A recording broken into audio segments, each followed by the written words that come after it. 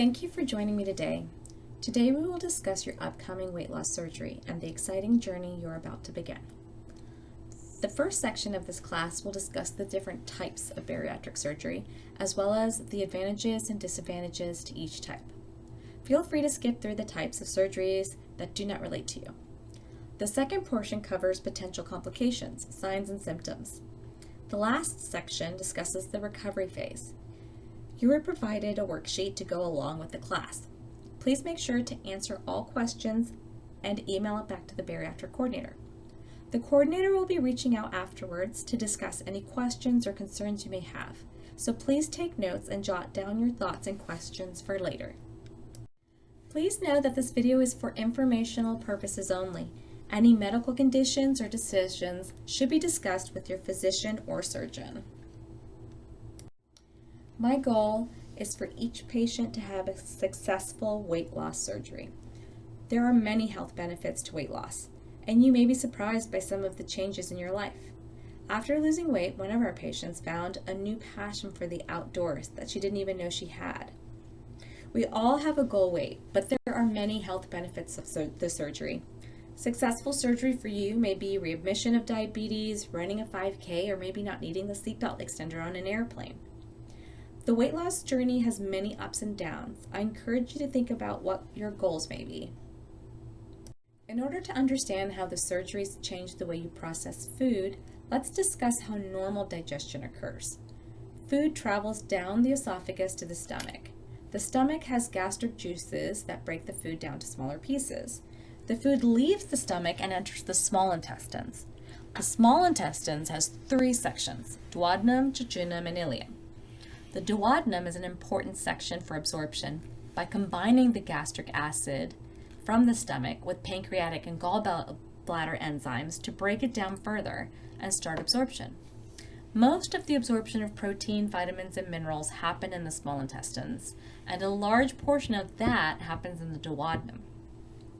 The digested food moves to the large intestines where water is absorbed to form stool, and no absorption of proteins and vitamins occurs.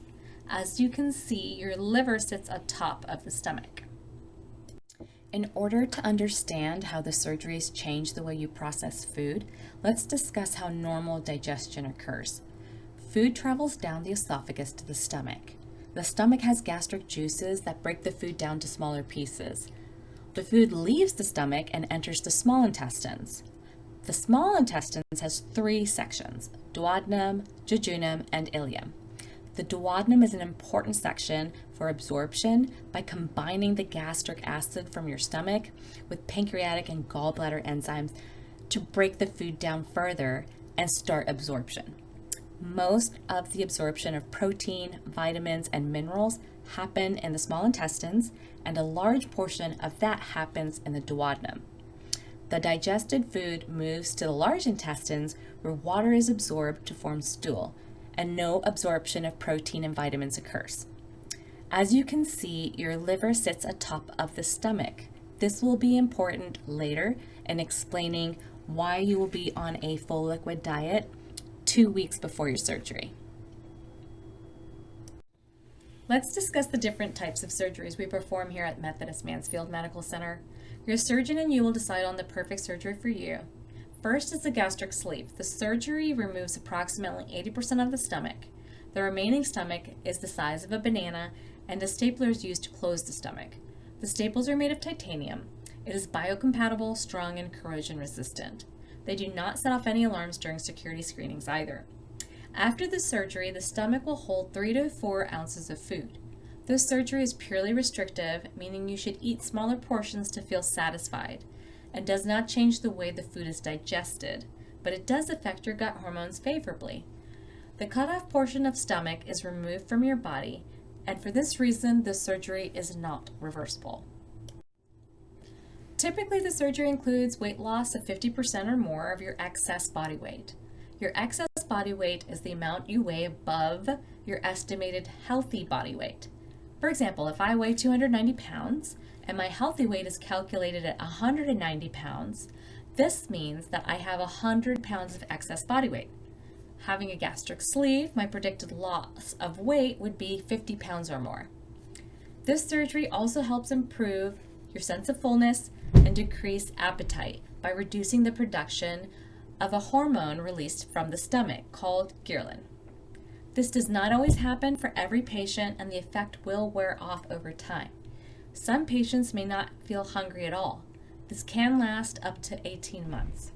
This procedure is also non-reversible. We see vitamin and mineral deficiencies if vitamins are not taken for a lifetime due to the reduction of food intake. Your surgeon will discuss the risks for the surgery with you as well. The Roux-en-Y gastric bypass creates a walnut-sized stomach. The new stomach can hold about 2 to 3 ounces of food. The rest of the stomach remains inside the body. The surgeon divides the first third and the second third of the small intestines. The second third of intestines is attached to the new smaller stomach by passing a large portion of small intestines, including the portion that does most of the absorption, the duodenum. But that section is reconnected to the small intestines further down. This allows gastric juices, pancreatic and gallbladder enzymes that are necessary for digestion to meet the food further down. The shorter time for gastric juices to combine with the food allows for fewer calories and nutrients to be absorbed. This surgery is restrictive and malabsorptive, meaning you should eat smaller portions to feel satisfied and will not absorb as many nutrients and calories. Typically, the surgery induces weight loss of 60% or more of your excess body weight. As described in the previous surgery, excess body weight is the amount you weigh above an estimated healthy weight. This surgery also helps improve your sense of fullness and decrease appetite by reducing the production of a hormone released by your stomach called ghrelin. This does not always happen for every patient, and the effect will wear off over time. This surgery can have some disadvantages. Due to the decreased food intake and decreased absorption of food, you will need to take vitamins for life to prevent deficiencies. Your surgeon will discuss all the risks with you before surgery. Let's talk a few minutes about dumping syndrome.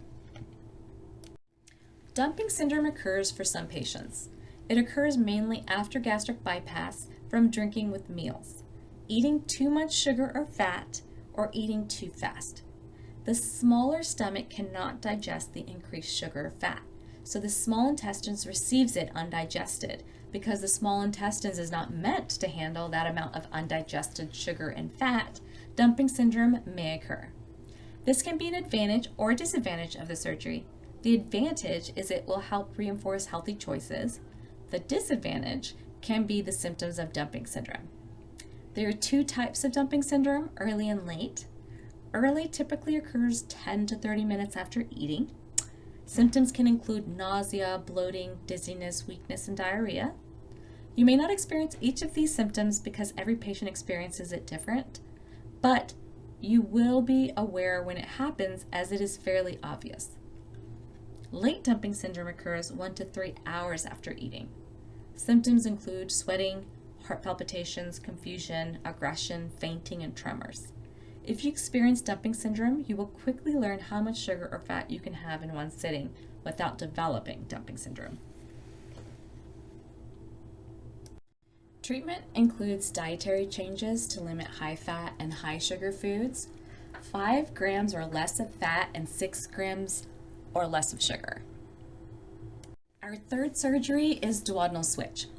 This surgery is a combination of the sleeve and the gastric bypass. The stomach is cut to the size of a banana, just like in a sleeve. A shorter segment of the small intestines is attached to the stomach, usually a little further down than the gastric bypass. The digestive juices from the pancreas and gallbladder flow via gravity into the shorter segment that is attached, so digestion happens a shorter period of time. This surgery is restrictive and malabsorptive, meaning you should eat smaller portions to feel satisfied and will not absorb as many nutrients and calories. Typically, this surgery induces weight loss of 70% or more of your excess body weight. As described in the previous surgery, excess body weight is the amount you weigh above an estimated healthy weight. The surgery also helps improve a sense of fullness and decrease appetite by reducing the production of ghrelin. This does not always happen for every patient, and the effect will wear off over time. The surgery can have some disadvantages. You will need to take vitamins for life to prevent deficiency, including an extra vitamin for vitamin A, D, E, and K. Due to this restriction of absorption, some patients cannot absorb enough protein. This is rare and will be monitored by your surgeon. Your surgeon will discuss the risks of the procedure with you. Open surgery is one large incision down the middle of the stomach. Thankfully, we try to avoid this type of surgery because it has longer recovery time. Laparoscopic and robotic surgeries use 4 to 5 small incisions and with a camera and small tools to complete the surgery. Due to the smaller incisions, patients generally heal faster than open. The surgeon will need to use air, though, to see these structures inside the abdomen. So the abdomen is inflated through the retractor incision and then deflated after the procedure. But sometimes air gets trapped inside the abdomen. Patients sometimes will complain of gas pain after the surgery that is located in their left shoulder. The best way to alleviate the gas pain in the left shoulder is to go walking. But just know that the pain should subside within 24 hours. Also, the small incisions will be dermabonded, which is a medical grade glue. So you can shower after the surgery, but just make sure not to rub against the dermabonded area. And it should fall off on its own, the glue, and that takes about 7 days. Now I would like to talk about your recovery after surgery. One of the things we're always considering is the potential complications. We want you to be aware of all of them, what we do to prevent them, and how to determine if you could be having symptoms for when you go home. As you can see, our complication rate for blood clots, nausea, vomiting, dehydration, gastric leaks, and bleeding is 0% across the board for all the different types of surgeries except for one. This list does show the results for 2024 and 2025. We routinely look for ways to improve the care we provide, and we use rigorous protocols and systems to prevent complications. So after our one blood clot case, we did go back and look at everything and make some changes. And therefore, as to date for the year 2025, we have 0% rate of clots with bypass surgeries as well. Deep vein thrombosis, or blood clots, is a very serious complication. It occurs when blood pools in the veins of the legs long enough for a clot to form. The clot can dislodge and move through the body stream, eventually clotting an artery or a vein. This could then cause a heart attack, pulmonary embolism, or deep vein thrombosis. To prevent clots, patients are ordered sequential compression devices. They're also called SCDs. And those are the leg wraps that go around the lower part of your leg, and it's connected to a machine, and it pumps air into those leg wraps, kind of giving you a massage. And what that does is it just ensures that there's good blood flow from your lower legs. Patients are also prescribed a blood thinner while in the hospital and may also receive a prescription to take home. The prescription is for a limited time. And then most importantly, one of the best ways to prevent clots is to walk. So the surgeons will expect you to walk 4 hours after getting onto the floor. You will be on B4, so B tower, 4th floor. And the patients are also expected to walk 3 times a day in the hallway while in the hospital. All of these interventions increase blood circulation and help prevent clots from forming. We have found this model works as we have recently implemented new changes for the year 2025. And with these updates, we've had 0 clots for all of our bariatric surgery types. Walking is the biggest preventer of pneumonia and deep vein thrombosis. Walking has other benefits as well. Walking will help your stomach tolerate liquids easier. Your muscle does not like to be touched during the surgery, so it will freeze up, and your bowels will do the same. Walking helps let them know that all is normal and they can start to move again. Walking also helps relieve the gas pain we discussed that occurs after the laparoscopic and robotic surgeries. You should start walking no more than 4 hours after the procedure or after you get onto the floor. And then every day you should go walking 3 to 4 times.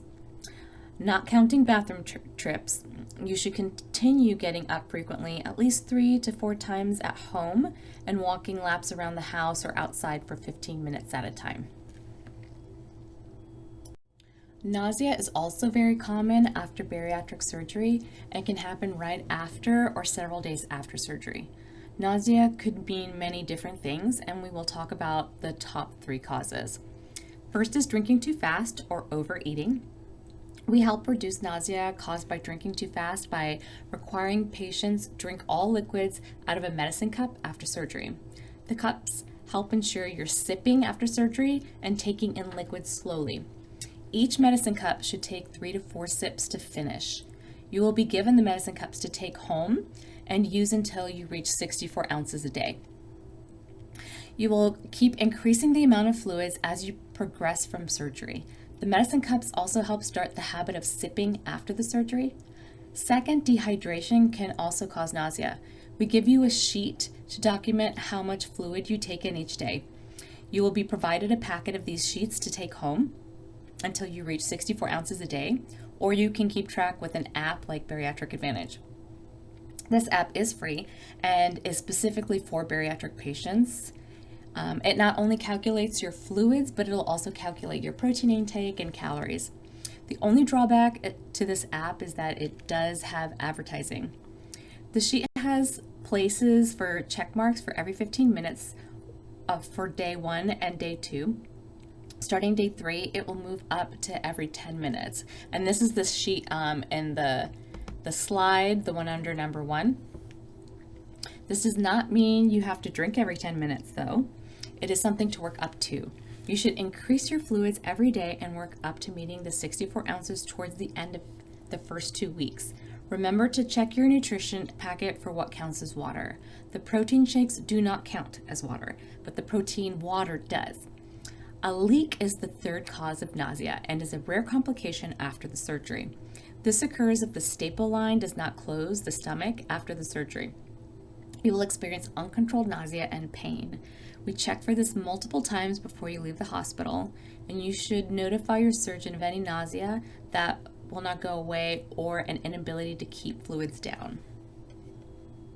Let's talk about water and what you can and cannot drink after surgery. Remember, 60 ounces of fluid is the absolute minimum for fluids per day. You should strive for 64 ounces of fluids or higher. The first 2 weeks after surgery, that is the goal you are working towards. Attempt to get 64 ounces of fluids by the end of the first 2 weeks. If you participate in lots of exercise or physical activity during the day, you should drink more than 64 ounces. Your urine should be clear to pale yellow if drinking enough fluids. Thirst is not a good indicator for dehydration, as you are already dehydrated if you're thirsty. Avoiding sugary beverages is to help with weight loss and to avoid dumping syndrome. You should avoid fruit drinks, punches, and juices. Be cautious of sports drinks. Many sports drinks have hidden sugars. If drinking a sports drink, choose Propel. Straws and carbonated beverages should be avoided. You are eating less, and depending on the surgery type, may also be absorbing less of what you eat. This means what you do eat needs to pack a punch, meaning what you do eat gives your body what it needs. Using a straw and drinking carbonated beverages fills your stomach with air, space that could be used for food instead. Not drinking fluids 30 minutes prior, during, and 30 minutes after the meal helps ensure you get the necessary protein. You should avoid alcohol for 2 years for 3 main reasons. First, alcoholic drinks are high in sugar and calories and do not have any nutritional benefit.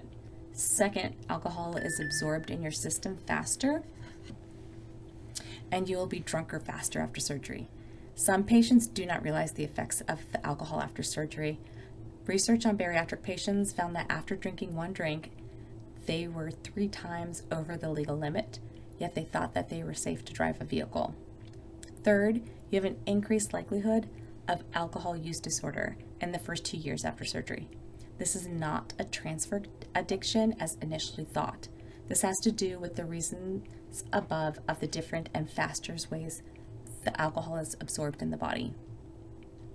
After surgery, you may have 16 ounces of caffeinated coffee or tea per day, but you should wait until 6 months after surgery. It will take 6 months for your body to fully heal. You may have decaf coffee 6 weeks after surgery. Do be careful, as sometimes coffee and tea drinks at your favorite coffee shop and restaurant have a lot of hidden sugars. Now you know to be careful with what you drink in the beginning of your bariatric journey. But what is considered water? Any drink that is less than 15 calories per 8 ounces and is caffeine and carbonation free is considered water. This is a sample of the fluid goals you should try to reach each day after surgery. Each day, increase fluids by 5 ounces. If you're drinking more and having no pain or nausea, then continue to drink more. If you are having some pain or nausea, use this pattern to help reduce the pain and nausea, but work up to getting enough water. Constipation is a common complaint after bariatric surgery. Constipation can occur in the 2 weeks pre-op too. Constipation occurs before and after the surgery for multiple reasons.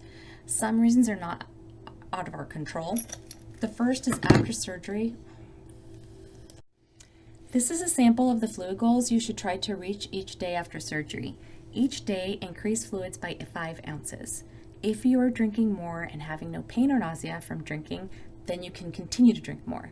If you are having pain or nausea, use the pattern here in this depiction to help with reducing the pain and nausea, but still working up to getting enough water.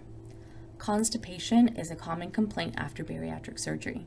It can also happen the 2 weeks pre-op diet before your surgery. This happens for multiple reasons. Some reasons are out of your control. The first is after surgery, your bowels can have a hard time waking up and wanting to move. You really can't do a lot to help with this except walking, as discussed. The second cause is also out of your control. It is the high protein, low fiber diet you were on. The liquid diet especially will cause constipation. Right after surgery, you cannot add fiber to your diet because you need to allow your bowels to heal. This does improve as you start a regular diet. Some causes are in your control though. Patients are usually dehydrated and that will cause constipation. So you should drink 64 ounces of fluid to help prevent the constipation if you're able. Pain medication can cause constipation after surgery as well. Specifically, it's narcotics. Trying to take only Tylenol instead of the narcotics as soon as possible will help alleviate that constipation. You also need to realize that your bowel movements will not be the same right after surgery as they were before surgery. On the liquid diet, your bowel movements may be liquid and they also may not happen every day. If you are taking in very little food, you will not have a lot to come out. Also, the change in the way your body digests food will change your bowel habits. Some patients with the duodenal switch experience the most change. They have sometimes more diarrhea and their stool can be really smelly after the surgery. If you have that issue, you can take medication to help with the smell if it becomes too hard to deal with. You can take Miralax before and after surgery if you experience constipation. Just place it in your water and sip it until you're finished the class. This is a sample of the fluid goals you should try to reach each day after surgery. Each day, increase fluids by 5 ounces. If you're drinking more and having no pain or nausea, then continue to drink more. It is okay to not follow this guideline exactly if you are having pain and nausea with drinking too much. I will provide this fluid goal with your pamphlet that you will get at discharge from the hospital. Constipation is a common complaint after bariatric surgery. It can occur for various reasons. The first is after surgery, your bowels can have a hard time waking up and wanting to move. You really can't do a lot to help with that except walking. Second is a high protein, low fiber diet that you will be on after surgery. The liquid diet especially will cause constipation, but right after surgery, you cannot add fiber to your diet because you need to allow your bowels to heal. This does improve as you start eating a regular diet. Third, constipation cause is dehydration. You should drink 64 ounces of fluid to help prevent the constipation as soon as you are able. Pain medications can cause constipation as well. Trying to only take Tylenol instead of narcotics as soon as possible will help with that. You also need to realize that your bowel movements will not be the same after surgery as they were before. On the liquid diet, your bowel movements may be liquid and the also may not be happening every day. If you're taking in very little, you will not have a lot to come out. Also, the change in way your body digests food will change your bowel habits. Some patients with duodenal switch experience the most change. They have sometimes more diarrhea and their stool can really smell after the surgery. If you have that issue, you can take a medication to help with the smell if it becomes too hard to deal with. You can take Miralax before and after surgery if you experience constipation. Just place it in your water and sip it until you finish the glass. We discussed how a leak can cause nausea that is untouched by medication, accompanied with severe abdominal pain. A leak is considered a medical emergency. We take the possibility of a leak very seriously and conduct multiple tests to ensure there is no leak. Your surgeon will conduct a leak test during the surgery. Once you're transferred to the hospital floor, B4, you most likely will start a clear liquid bariatric diet, but may still be required to not eat or drink anything after midnight, so a second leak test can be performed the following morning.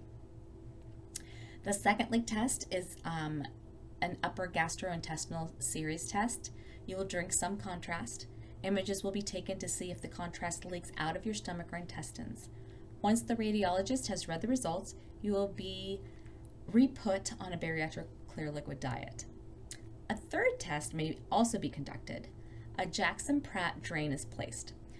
This drain is a tube coming out of your abdomen with a bulb on the end.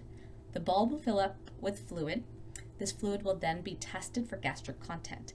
If the test is positive for gastric content, you may have a leak. As you can see, we check multiple times. Lastly, you will stay in the hospital overnight after your surgery so the nursing staff and surgeon can carefully monitor you. The B4 nursing staff is especially trained to assess for any bariatric complications, including a leak. I cannot guarantee no pain after surgery. Even with all the pain medications, you will have some pain. The goal is to keep pain at a level of 4 or below, based on the 0 to 10 pain scale. When the pain reaches 5 to 7, take some pain medication. Pain that is an 8, 9, or 10 is hard to control, as the pain medication takes longer to take effect and often requires multiple doses to get the pain under control. Your surgeon will use multiple medications to help with the pain after surgery. These medications will be a combination of non-narcotic and narcotic meds that help address the different sources of pain after the surgery. Life after bariatric surgery. First, we should talk about hair loss. Hair loss happens after the surgery due to stress of surgery, the anesthesia, the rapid weight loss, or a combination of all three. It typically starts at 3 months after the surgery. This is an obvious thinning of the hair, but typically patients do not go bald. It should stop or slow at 6 months, and you will start noticing it growing back in at 9 months. If you notice hair loss at 1 year or further out from the surgery, you should speak with your surgeon. This typically signifies a vitamin, mineral, or protein deficiency. At 3 months, you can start biotin, but it may or may not help. Also note this does not happen to everyone. Weight plateaus are normal during each phase of weight loss. The first weight plateau may even happen during the first few weeks of the liquid diet. When your body has a rapid weight drop, it attempts to stop the weight loss. You can also have plateaus due to not having enough calories or nutrients. Your body also has a set point that it prefers to weigh. The surgery does lower that set point, but the closer you get to that number, the more plateaus you will have. You will have many plateaus over the years of weight loss. These can happen for several weeks. If you're struggling with a plateau that seems to be going on too long, I encourage a meeting with a dietitian or support group to help see if you can get any tips to help. Trouble swallowing can occur especially after having a hiatal hernia repair. The top of the stomach and the bottom of the esophagus will be inflamed and swollen after surgery, leading to a feeling of food or even water getting stuck. Sometimes you just have to give it time to improve. Here are some tips to help. Try Propel instead of water.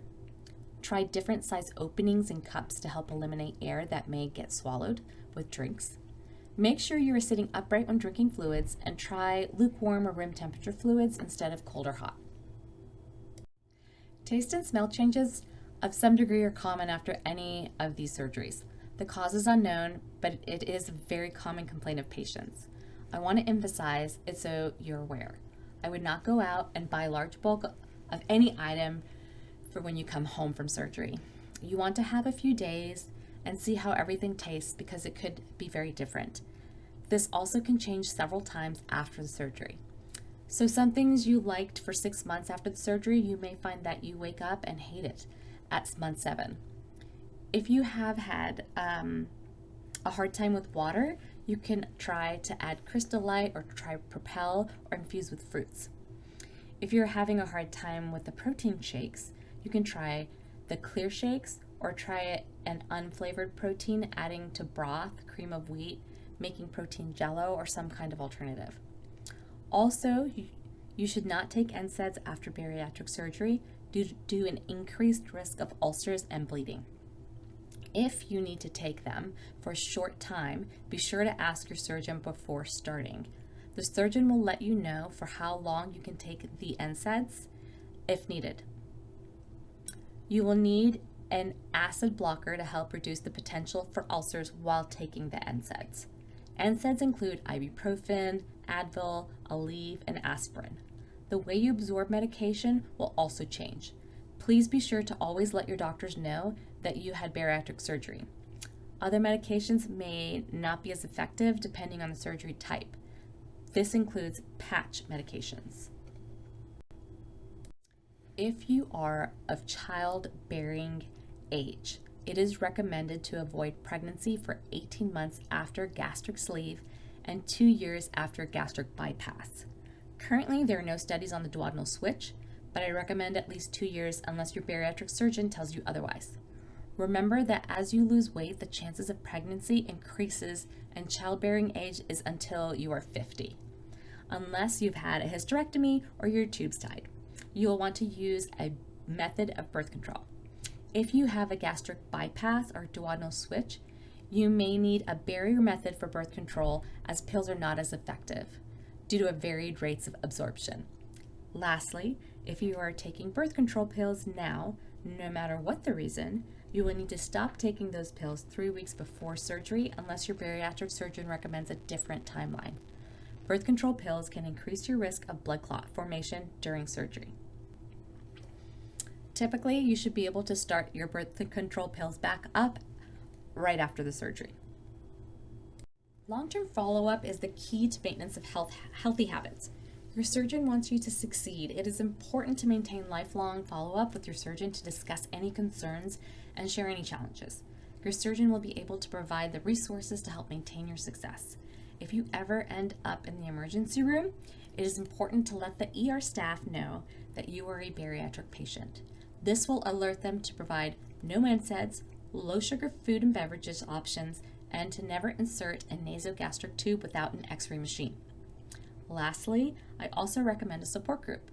Our hospital conducts a support group via Zoom from 12 to 12:30 the second Tuesday of the month with our Dallas location. If you're interested, please let me know and I will add you to the invite list. This concludes my presentation. Please fill out your quiz questions and email them back to me. I am happy to discuss any questions you may have. And I look forward to seeing you the day after your surgery.